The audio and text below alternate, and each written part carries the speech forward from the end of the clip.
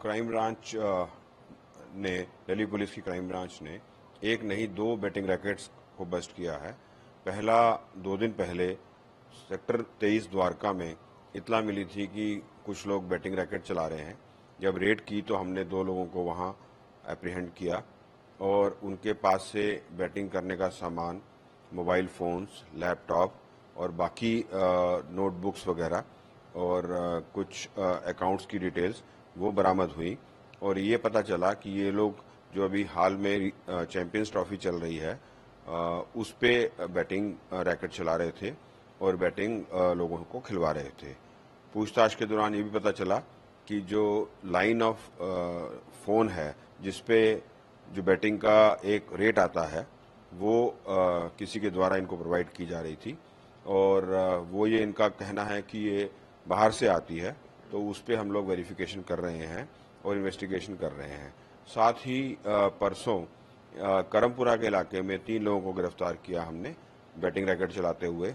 उनके पास से भी हमारे को तकरीबन 22-23 लाख के अकाउंट्स की डिटेल मिली है जिसमें बैटिंग का पैसा गया है या आया है।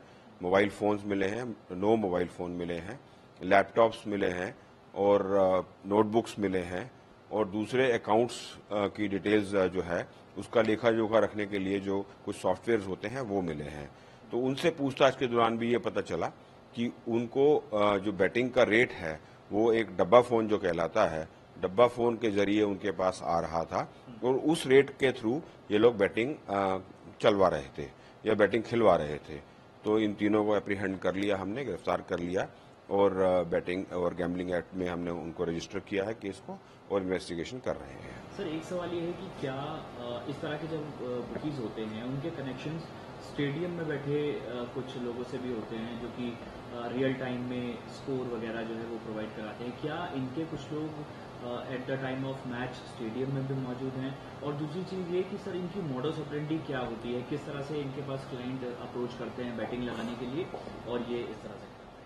दिव्यांशु, इसमें अभी तक जहां इन्वेस्टिगेशन हमारी पहुंची है, एक मोबाइल फोन के जरिए इनको बैटिंग का रेट या जो एक स्टेक्स का रेट है वो मिलता है और उसके बाद पीछे उसका क्या लिंक्स हैं वो हमें अभी इन्वेस्टिगेशन करना हमारे को बाकी है।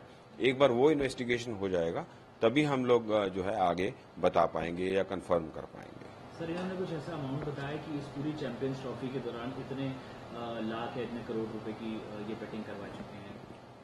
अभी फिलहाल जो हमने 2 रैकेट बस्ट किए हैं उसमें जो अकाउंट्स का ब्यौरा हमारे को मिला है वो कुछ लाखों का मिला है अभी और बाकी हम लोग इन्वेस्टिगेशन कर रहे हैं, देख रहे हैं जो अकाउंट्स की जो ट्रांजैक्शंस हैं और पुराने जो इनके पास जो हमारे को डिजिटल रिकॉर्ड्स मिले हैं उसको हम लोग वेरीफाई कर रहे हैं।